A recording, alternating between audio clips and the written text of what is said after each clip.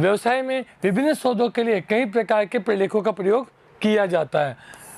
सौदों के अभिलेखन के लिए आवश्यक है उनका प्रमाण उचित प्रलेख जैसे रोकड़ पर्ची, बीजक, विक्रय बिल, जमा पर्ची, चेक, वेतन पर्ची आदि द्वारा किया जा सके।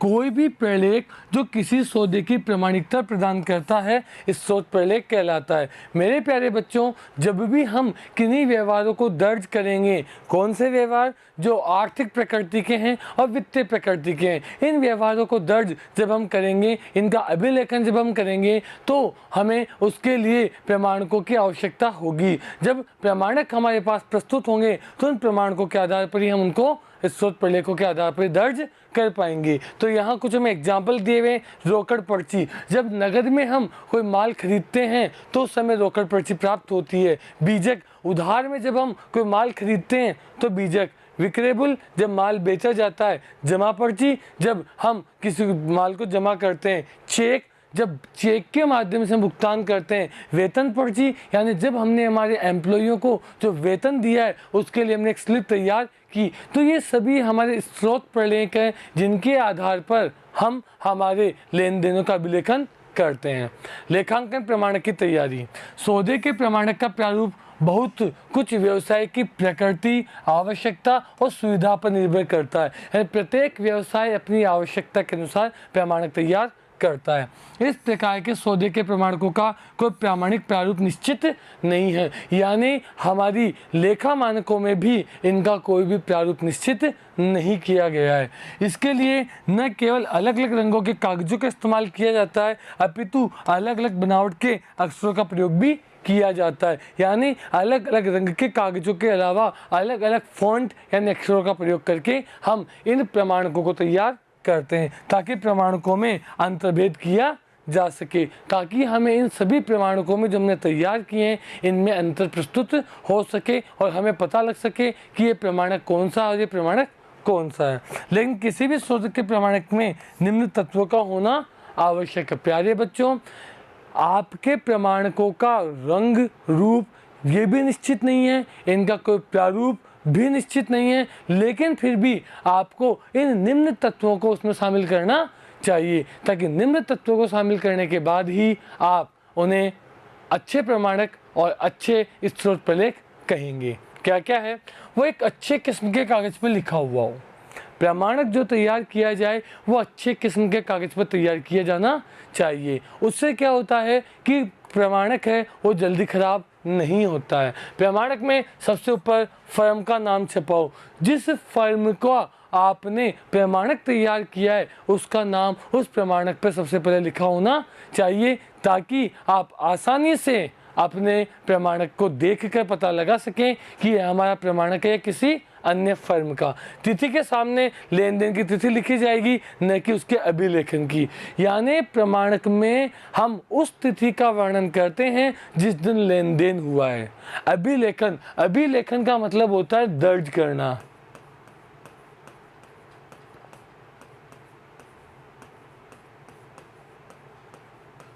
तो प्रमाणक में जिस दिन दर्ज किया गया उस दिन की नहीं, जिस दिन हमारा व्यवहार हुआ है, जिस दिन हमारा लेन देन हुआ है उस दिन की तिथि को दर्ज किया जाता है। प्रमाणक क्रम संख्याबद्ध होनी चाहिए। आप सभी ने भी देखा होगा जो आपको स्कूल में आप फी जमा करवाते हैं तो उसकी जो रिसिप्ट आपको मिलती है उस पर भी रेड कलर में कुछ अंक लिखे होते हैं, वो होती है प्रमाणक संख्या, यानी कितने नंबर का प्रमाणक आपको दिया गया। जिस खाते में नाम या जमा में प्रविष्टि होनी है, नाम पक्ष और जमा पक्ष, आपको हमने पहले इससे पहले वाले चैप्टर में बताया है।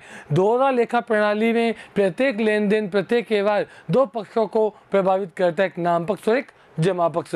तो जिस खाते में नाम या जमा में प्रविष्टि होनी है वो भी प्रमाणक पर लिखा होना चाहिए। राशि के सम्मुख नाम या जमा की जाने वाली राशि अंकों में लिखी जानी चाहिए, यानी जितने रुपए से हमारा व्यवहार हुआ है, जिस अमाउंट से हमने लेन देन किया है, वो चाहे नाम हो या जमा, उसे अंकों में लिखा जाना चाहिए। साथ ही साथ खातों के अनुसार सौदे का विस्तृत विवरण होना चाहिए, यानी हमने यहाँ पर क्या सौदा किया है, क्या लेन देन हुआ है, क्या घटना घटित हुई है उसकी भी जानकारी प्रस्तुत की जानी चाहिए। प्रमाणक बनाने वाले व्यक्ति को नियम स्थान पर अपने हस्ताक्षर करने चाहिए तथा अधिकृत व्यक्ति को अनुमोदन करने वाले व्यक्ति के भी हस्ताक्षर करने चाहिए। जिस व्यक्ति ने प्रमाणक तैयार किया है उसके भी हस्ताक्षर होंगे तथा अनुमोदना करने वाले व्यक्ति के हस्ताक्षर भी होंगे। ये सभी वे बातें हैं जो प्रमाणक में होनी चाहिए। प्रमाणक बनाते समय, प्रमाणक का निर्धारण करते समय इन सभी बातों का समावेश किया जाना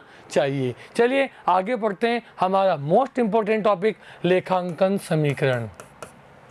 लेखांकन समीकरण लेखा पुस्तकों में नाम और जमा पक्षों के संतुलन पर आधारित है। आप लोगों को पहले भी बताया गया है कि प्रत्येक व्यवहार, प्रत्येक लेन देन, प्रत्येक घटना दो पक्षों को प्रभावित करती है, नाम पक्ष और एक जमा पक्ष। तो मैं आप लोगों को बता दूं कि प्रत्येक व्यवहार में नाम पक्ष और जमा पक्ष की राशि भी क्या होती है, समान होती है। यानी नाम पक्ष और जमा पक्ष दोनों क्या होते हैं, बराबर होते हैं, इनमें कोई बदलाव नहीं होता, इनके मूल्य समान होते हैं। इसके अनुसार व्यवसाय कुल परिसंपत्तियों का योग, परिसंपत्तियां यानी कि हम बात कर सकते हैं एसेट्स का योग सदैव उसकी देयताएं और स्वामी की पूंजी के योग के बराबर रहता है। यानी ये किसके बराबर होता है, कैपिटल प्लस लायबिलिटीज। यानी आपके कुल परिसंपत्तियां, एसेट्स का जो टोटल है वो कैपिटल और लायबिलिटीज के इक्वल होता है। लिखा है कुल परिसंपत्तियों का योग सदैव उसकी देयता और स्वामी की पूंजी के योग के बराबर रहता है। जब इस संबंध को एक समीकरण का रूप दिया जाता है तो उसे हम क्या कहते हैं, लेखांकन समीकरण। आप देख सकते हैं परिसंपत्तियां बराबर देयताएं प्लस पूंजी, एसेट्स बराबर कैपिटल प्लस लायबिलिटीज। इस समीकरण को हम निम्न अन्य रूपों में भी प्रयोग कर सकते हैं। अगर आपको परिसंपत्तियां दी हुई है और देयताएं अगर आपको दी हुई है तो परिसंपत्तियों में से देयताओं को आप माइनस कर देंगे तो आपको क्या मिल जाएगी, पूंजी मिल जाएगी। इसी प्रकार परिसंपत्तियों में अगर आप देयता माइनस कर देंगे, कैपिटल माइनस कर देंगे, देयता माइनस कर देंगे तो आपको मिल जाएगी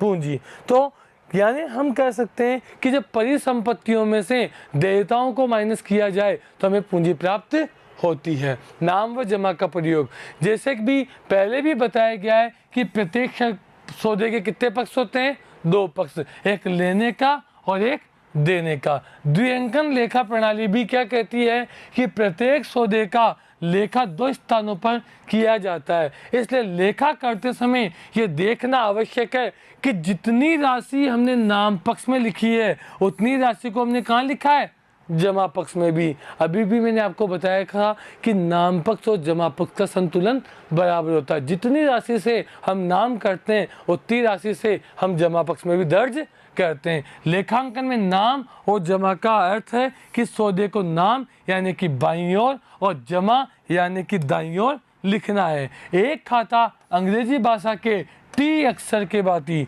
देखिए यहाँ अगर आप देखेंगे तो आपको पूरा का पूरा टी बना हुआ दिखाई दे रहा है। ये टी का सिर हो गया और ये लाइन हो गई की भांति दिखाई देता है। और सामान्य भाषा में इसे टी आकार का खाता भी कहते हैं। टी आकार का खाता किसे कहते हैं, जब हम नाम पक्ष के व्यवहारों को बाईं ओर और जमा पक्ष के व्यवहारों को दाईं ओर दर्ज करते हैं तो उस समय खाते का जो प्रारूप प्रदर्शित होता है वो टी आकार का खाता कहलाता है। आप देख सकते हैं खाता, यहाँ आप खाते का शीर्षक लिखेंगे, बाईं ओर नाम पक्ष और दाईं ओर जमा पक्ष के व्यवहार को दर्ज करेंगे और बीच में एक लाइन खींची जाएगी जो नाम और जमा दोनों को अलग अलग प्रदर्शित करती है। तो यहाँ खाते का जो प्रारूप आपको दिखाई दे रहा है वो टी आकार का दिखाई दे रहा है, इसलिए इसे टी आकार का खाता भी कहा जाता है।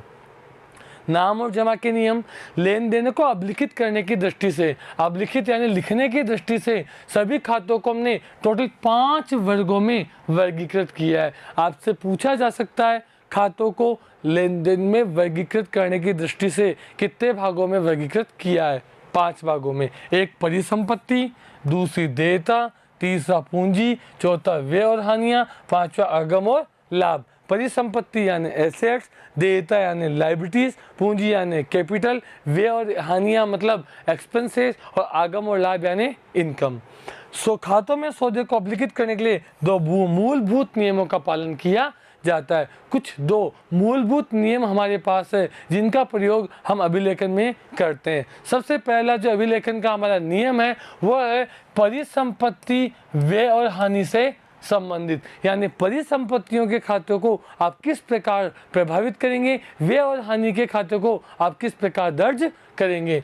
परिसंपत्ति में वृद्धि होने पर, यदि आपके परिसंपत्ति यानी एसेट्स में कोई वृद्धि होती है तो आप उसे नाम पक्ष में लिखेंगे, और कमी होने पर आप उसे जमा पक्ष में दर्ज कर देंगे। यानी आपकी किसी भी परिसंपत्ति में यदि वृद्धि होती है तो नाम पक्ष की ओर आएगी, जबकि यदि आपकी परिसंपत्ति में कमी होती है तो उसे जमा पक्ष में दर्ज किया जाएगा। इसी प्रकार व्यय और हानि में भी वृद्धि होने पर नाम पक्ष में और कमी होने पर उसे जमा पक्ष में लिखा जाएगा। यानी हम कह सकते हैं परिसंपत्ति और व्यय दोनों का जो नियम है वो एक जैसा है। यानी यदि परिसंपत्ति या व्यय में वृद्धि होती है तो नाम पक्ष में दर्ज होगा, और यदि इसमें कमी होती है तो जमा पक्ष में दर्ज होगा। तो ये था आपका पहला मूलभूत नियम। दूसरे मूलभूत नियम की बात करें वो देयताओं, पूंजी और आगम और लाभों से संबंधित है। यहाँ देयताओं में अगर वृद्धि होती है तो जमा पक्ष में, और कमी होती है तो नाम पक्ष में दर्ज किया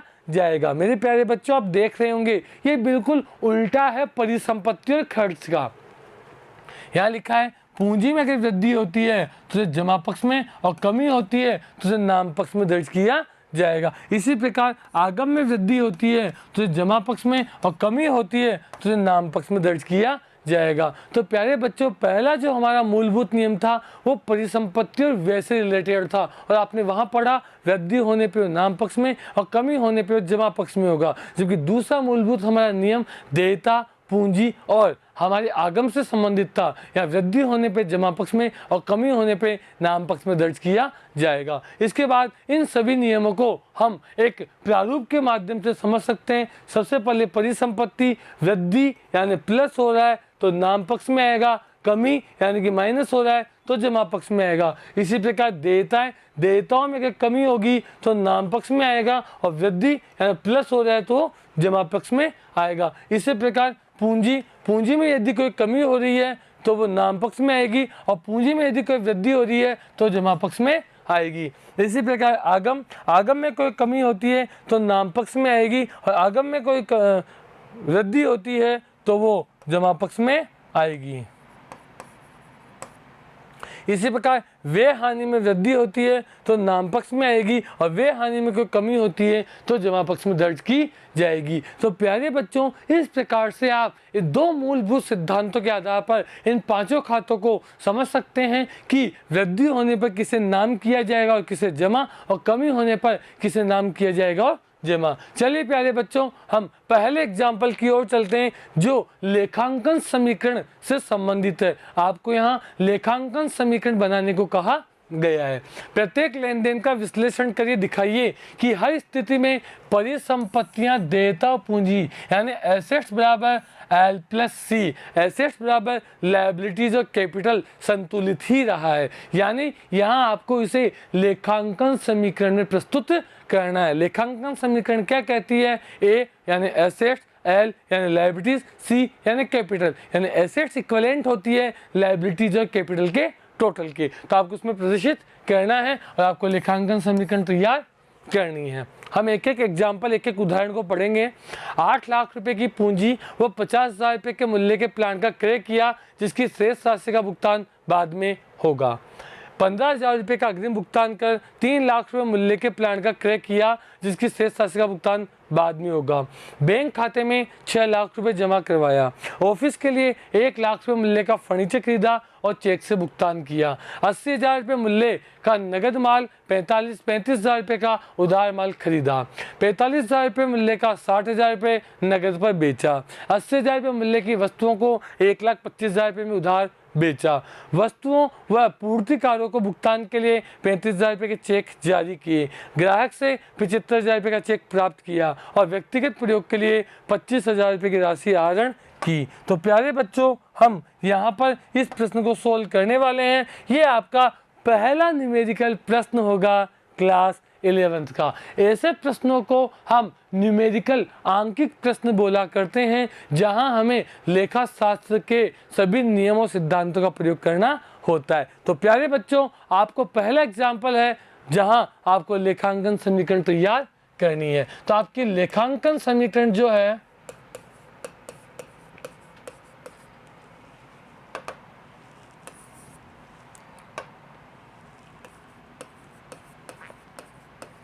वो लेखांकन समीकरण आपको कहती है एसेट्स बराबर होती है लायबिलिटीज प्लस कैपिटल के।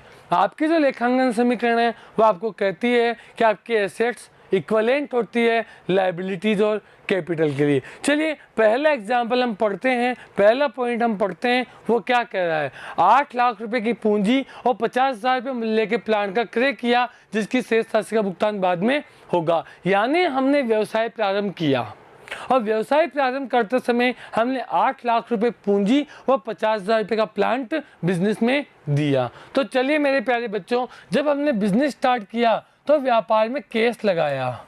8 लाख रुपए आपके क्या हैं, कैश यानी नगद राशि है, प्लस आपने प्लांट भी खरीदा, तो यहाँ आ जाएगा प्लस प्लांट। यानी आपने 8 लाख रुपए का तो नगद व्यापार, नगद पैसा लगाया, साथ ही 50,000 रुपये का आपने प्लांट बिजनेस में दिया, बराबर हो जाएगी आपकी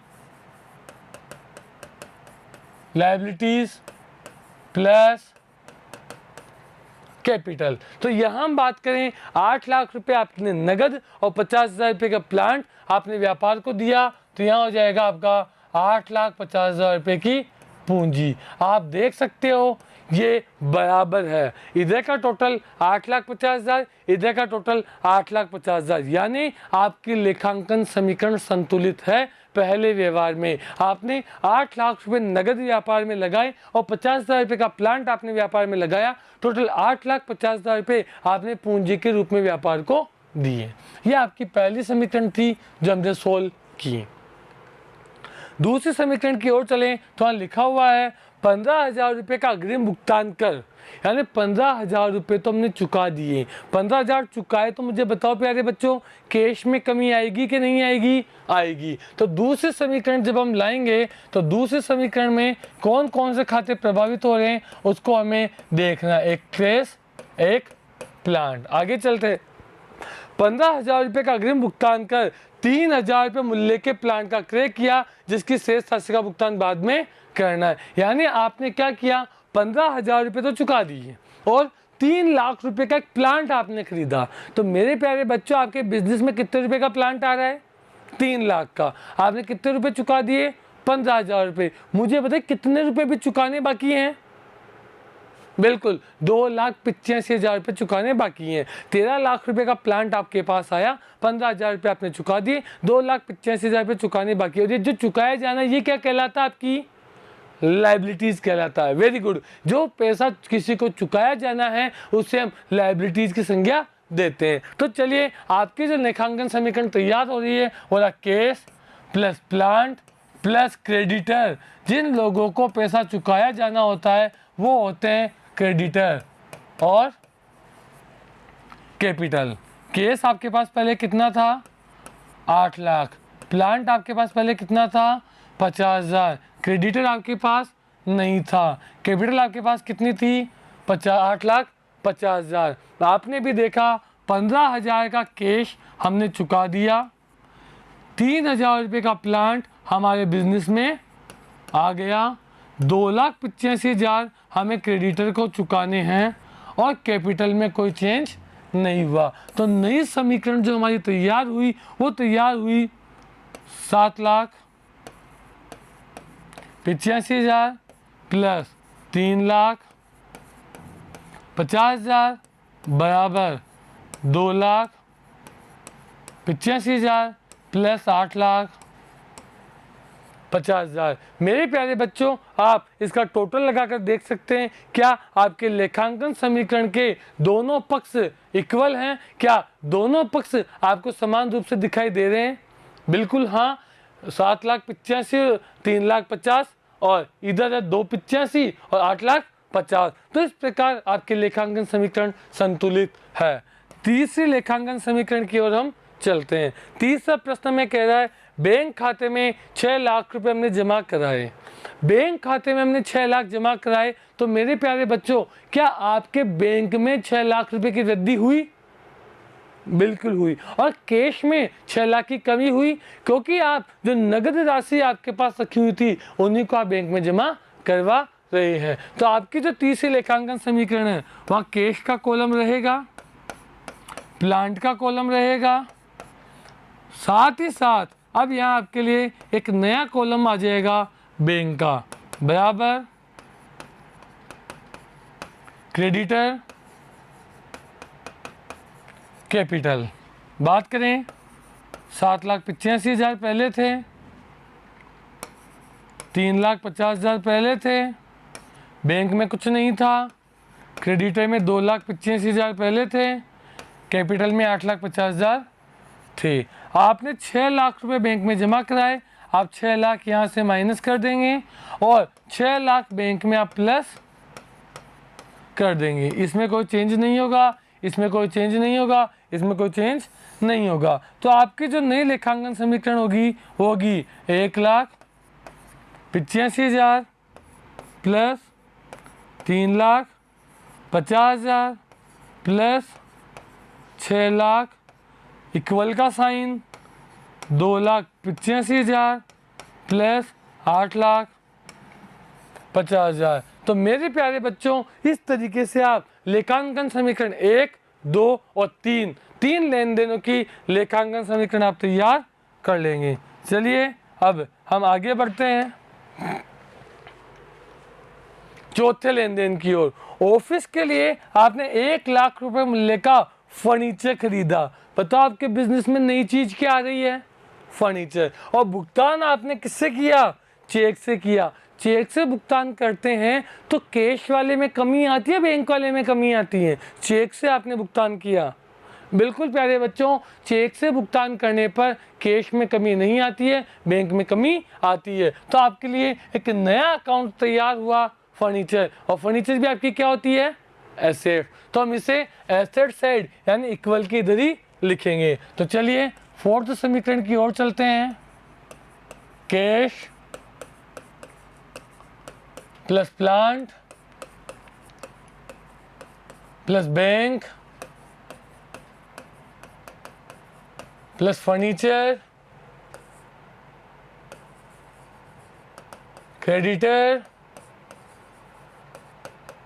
प्लस कैपिटल।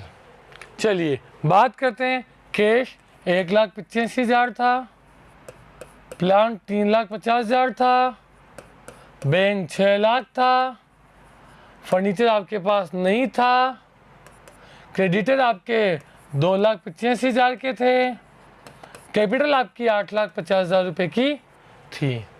आपने 1 लाख रुपए का फर्नीचर खरीदा, 1 लाख का उधार फर्नीचर खरीदा। चलिए फर्नीचर खरीदा आपने 1 लाख का, तो आपके बिजनेस में 1 लाख रुपए का फर्नीचर आ रहा है। आपने भुगतान उसको नगद किया है चेक से, यानी बैंक में आपके 1 लाख रुपए की कमी हो गई। तो आपके यहाँ क्या बच गया? 1,85,000 plus 3,50,000 plus 5 lakh plus 1 lakh बराबर 2,85,000 प्लस 8,50,000। फर्नीचर को खरीदने से संपत्ति वृद्धि, यानी आपके पास फर्नीचर तो आ रहा है लेकिन बैंक से आपका पैसा जा रहा है, इसलिए आपने फर्नीचर में वृद्धि कर दी और बैंक में आपने कमी कर दी, क्योंकि फर्नीचर खरीदने से आपके एसेट्स में ही कमी और वृद्धि हो रही है। पांचवें समीकरण की ओर हम चलते हैं। तो पांचवा प्रश्न क्या कहता है? 80,000 रुपये मूल्य का नगद माल और 35,000 रुपये का उधार माल खरीदा। प्यारे बच्चों, 80,000 रुपये का नगद माल खरीदा, माल आपके पास आ रहा है और पैसे आपके पास से जा रहे हैं। 35,000 का उधार माल खरीदा, माल आपके पास आ रहा है लेकिन पैसे नहीं जा रहे हैं, उस व्यक्ति की वृद्धि होगी जो को 35,000 पे चुकाया जाएगा। 35,000 पे चुकाया जाएगा तो आपके लिए क्या होगा, वो व्यक्ति आपके लिए कहलाएगा क्रेडिटर, उसे क्रेडिटर के नाम से जाना जाएगा जिस व्यक्ति को पैसे चुकाने। तो चलिए न्यू लेखांकन समीकरण की ओर चलते हैं। Cash plus plant plus bank plus furniture, माल आप खरीद रहे हो तो प्लस स्टॉक बराबर क्रेडिटर प्लस कैपिटल। यहाँ पे स्टॉक का एक नया अकाउंट तैयार होगा। 1,85,000, 3,50,000, 5 लाख, फर्नीचर आपके पास था 1 लाख, स्टॉक आपके पास नहीं था, क्रेडिटर थे आपके पास 2,85,000, कैपिटल थी आपके पास 8,50,000। आपने माल खरीदा 80,000 का नगद खरीदा और 35,000 का उधार खरीदा। यही बात है मेरे बच्चों, देख सकते हो 80,000 का नगद माल खरीदा, 35,000 का पुराना, तो आपके माल में वृद्धि हुई। लेकिन आपने 80,000 का नगद खरीदा यानी आपके पास से 80,000 रुपये चले गए, क्लियर है। और 35,000 का उधार खरीदा यानी आपके क्रेडिटर में 35,000 रुपये की क्या हो गई, वृद्धि हो गई, क्योंकि क्रेडिटर को 35,000 रुपये का भुगतान करना है। तो आपके यहाँ बचेगा 1,05,000 plus 3,50,000 plus 5 lakh plus 1 lakh plus 1,15,000 बराबर 3,20,000 फिर 8,50,000। मेरे प्यारे बच्चों, आप देख सकते हो आपके लेखांकन समीकरण के जो दोनों पहलू हैं वो दोनों पहलू अभी भी आपको बराबर बराबर दिखाई दे रहे हैं। तो प्यारे बच्चों, प्रत्येक लेखांकन समीकरण के बाद आप चेक कर सकते हैं आपके सभी व्यवहार के पक्ष बराबर बराबर होंगे। चलिए छठे समीकरण की ओर चलते हैं। 45,000 रुपये मूल्य का माल 60,000 में नगद बेच दिया। माल कितने का था, 45,000 का, बेचा आपने कितने में, 60,000। तो माल तो आपके पास से 45,000 का गया, पैसे आपके पास 60,000 आए, तो मुझे बताइए आपको फायदा कितने का हुआ।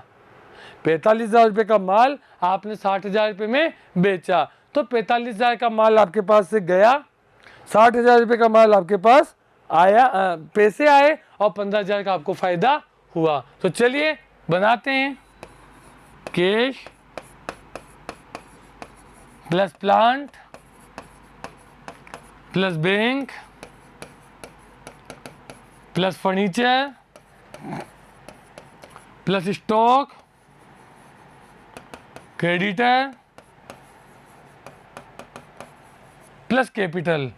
कितना कितना था, ये था आपके पास 1,05,000, ये था आपके पास 3,50,000, ये था आपके पास 5 लाख, ये था आपके पास 1 लाख, ये था आपके पास 1,15,000, ये था आपके पास 3,20,000, ये था आपके पास 8,50,000।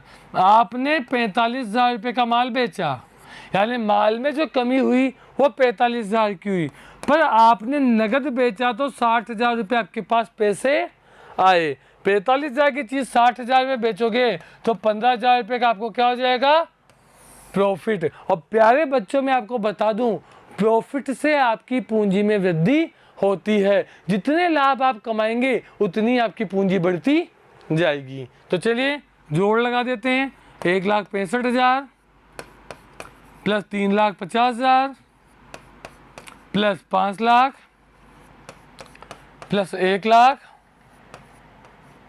प्लस 115 में से हमें घटाने 45, 70,000 बराबर 3,20,000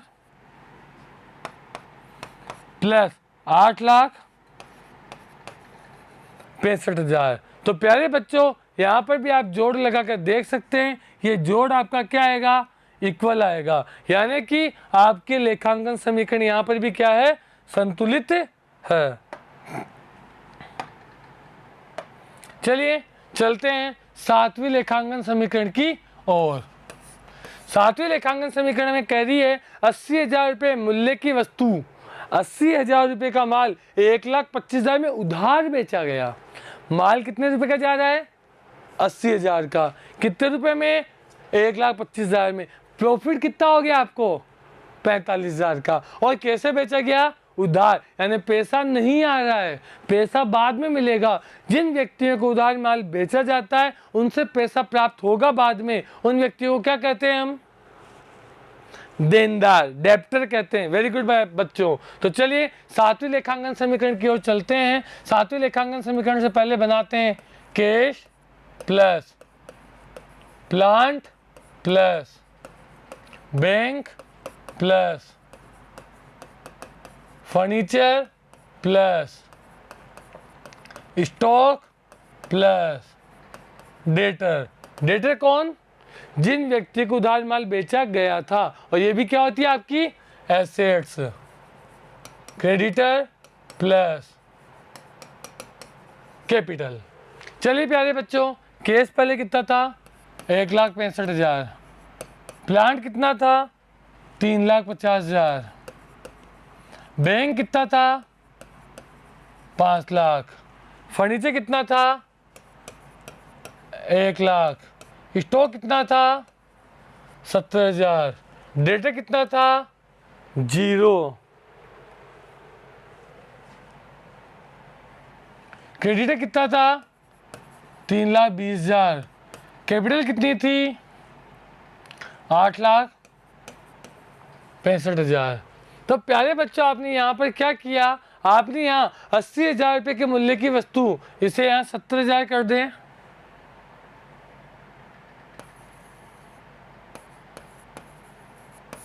₹70,000 की वस्तु आपने 1,25,000 में बेची, यानी आपके यहाँ मूल्य में जो कमी होगी वो कितने की होगी, स्टॉक में 70,000। आपने इसको बेचा 1,25,000 में, वो भी उधार, तो डेटर में आपकी वृद्धि कितनी जाएगी, 1,25,000। 70,000 की चीज आपने 1,25,000 में बेची, यानी आपको प्रॉफिट कितना हो गया, 55,000। लगा देते हैं, 1,65,000 3,50,000 plus 5 lakh plus 1 lakh plus 0 plus 1,25,000 3,20,000, इसको जोड़ देंगे 9,20,000। तो इस प्रकार से मेरे प्यारे बच्चों, यहाँ 70,000 की आपकी स्टॉक में कमी आई, उस 70,000 के माल को आपने 1,25,000 में बेचा, तो आपको 55,000 का फायदा हुआ। चलते हैं आठवीं समीकरण की और। आठवां प्रश्न में कह रहा है वस्तुओं के माल और पूर्तिकर्ता को भुगतान के लिए 35,000 रुपये के चेक हमने दिए, यानी हमने 35,000 रुपये हमारे क्रेडिटर्स को भुगतान किया। तो चलिए लाते हैं इसको वापस। Cash plant bank furniture stock debtor creditor capital. Case आपका 1,65,000 3,50,000 5 लाख 1 लाख 0 1,25,000 3,20,000 9,20,000।